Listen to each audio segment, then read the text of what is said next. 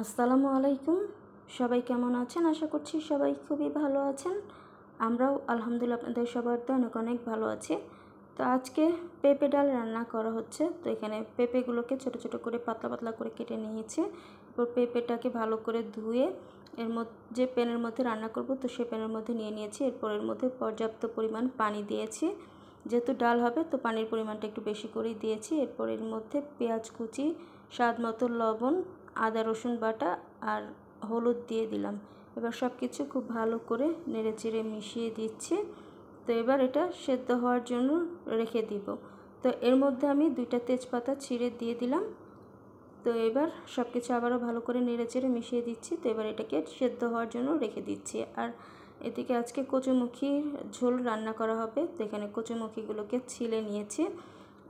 এরপর কচুমুখিগুলোকে ভালো করে ধুয়ে গরম পানিতে ভিজিয়ে রাখা হয়েছে। এতে করে কচুমুখির যে পিচ্ছিল ভাবটা তো সেটা কিন্তু অনেকাংশই চলে যায়।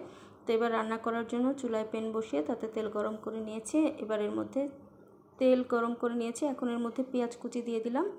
পেঁয়াজটাকে জাস্ট নরম করে একটু ভেজে নিয়েছি। এরপর এর মধ্যে আদা রসুন বাটা সামান্য একটু পানি দিয়ে দিলাম। এবার একে একে বাকি মশলাগুলো দিয়ে দিচ্ছি। তো প্রথমে হলুদ গুঁড়া, মরিচ গুঁড়া, ভাজা জিরা গুঁড়া দিয়ে দিলাম। এবার সব কিছু খুব ভালো করে কিছু সময় একটু কষিয়ে নিব। তো এর মধ্যে স্বাদ মতো লবণ দিয়ে দিচ্ছি। তো এবার মশলাটা কষানো পর্যন্ত অপেক্ষা করব। তো এই যে এই পর্যায়ে কিন্তু মশলাটা কষানো হয়ে গেছে, মশলা থেকে তেল ছাড়তে শুরু করেছে। তো এই পর্যায়ের মধ্যে কচুমুখিগুলো দিয়ে দিলাম। এবার কচুমুখিগুলোকে ভালো করে নেড়েচেড়ে মিশিয়ে দিচ্ছি। এবার এটাকে কষিয়ে নিব কিছু সময়ের জন্য। আর এই যে এদিকে আমার ডালের কী অবস্থা তো সেটা একটু দেখে নিচ্ছি। তো এই যে ডালটা কিন্তু পেঁপেটা কিন্তু সেদ্ধ হয়ে গেছে প্রায়। আর এই যে এদিকে আমার কচুরমুখিটাও কিন্তু ভালো করে কষানো হয়ে গেছে। এরপর এর মধ্যে ঝোলের জন্য পানি দিয়ে দিচ্ছি। আর এই কচুরমুখিটা কিন্তু ঝোল ঝোল খেতে ভালো লাগে, এই জন্য এখানে পানির পরিমাণটা একটু বেশি করেই দিতে হবে। তো এবার সব কিছু নেড়েচেড়ে এটাকে ঢাকনা দিয়ে ঢেকে রেখে দিব। আর এই যে এদিকে পেঁপে ডাল রান্না করার জন্য যে পেঁপেটাকে সেদ্ধ করে নিচ্ছি আর এখন ডালটাকে ধুয়ে নিব। তো এখানে কিন্তু ডালের পরিমাণটা একটু বেশি করে দিব। তো এখানে আমি মসুর ডাল নিয়েছি। তো এবার ডালটাকে ভালো মতো ধুয়ে নিতে হবে। তো কয়েকবার পানি চেঞ্জ করে ডালটাকে ভালো করে ধুয়ে নিচ্ছি, কারণ ডালের মধ্যে কিন্তু অনেক ময়লা থাকে। তো এই যে এখানে আমার ডালটা ভালো করে ধোয়া হয়ে গেছে। তো এবার এই ডালটাকে আমি পেঁপের মধ্যে দিয়ে দিব। তো এই যে এখানে আমার পেঁপেটাও কিন্তু প্রায় সেদ্ধ হয়ে এসেছে। তো এখন এর মধ্যে ডালগুলো দিয়ে দিচ্ছি। তো ডালটা দিয়ে এবার ভালো করে নেড়ে চেড়ে দিচ্ছি। এবার ডালটা সেদ্ধ হওয়ার জন্য কিছু সময়ের জন্য রেখে দিব। আর এই যেদিকে আমার কচুমুখির ঝোলটাও কিন্তু প্রায় হয়ে এসেছে। তো এখন এর মধ্যে কাঁচামরিচ ফালি অ্যাড করে দিলাম। আর কাঁচামরিচটা আপনারা যেরকম ঝাল খাবেন তো সেই অনুপাতে অ্যাড করে দিবেন।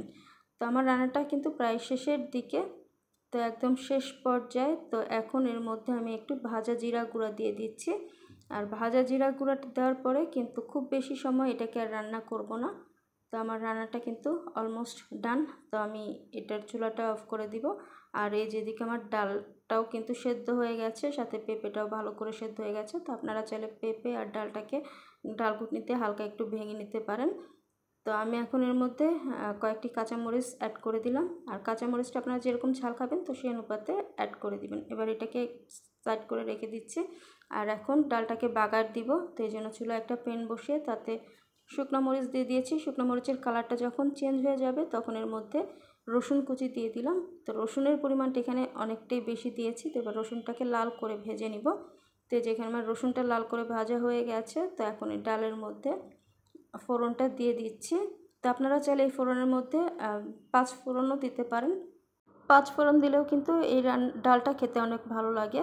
তো আমার ডালটা রান্না হয়ে গেছে, চুলাটা অফ করে দিয়েছি। তো এখন দুপুরের খাবারের সময় হয়ে গেছে। তো এই যে গতকাল ভুড়ি রান্না করেছিলাম, তো ভুড়ি 1 বাটির মতো ছিল।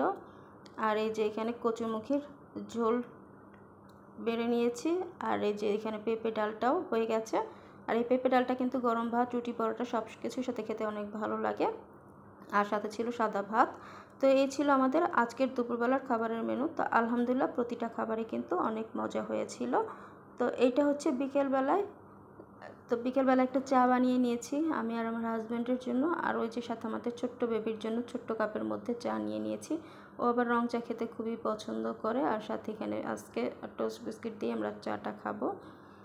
তো যাই হোক, আমি আমার ভিডিওটা আর বেশি দূর বাড়াচ্ছি না, এখান থেকেই বিদায় নিচ্ছি। যদি আমার এই ছোট্ট ভিডিওটি আপনাদের ভালো লাগে তাহলে অবশ্যই লাইক কমেন্ট শেয়ার করতে ভুলবেন না। তাহলে আজকে এই পর্যন্তই, সবাই ভালো থাকবেন। আল্লাহ হাফেজ সবাইকে।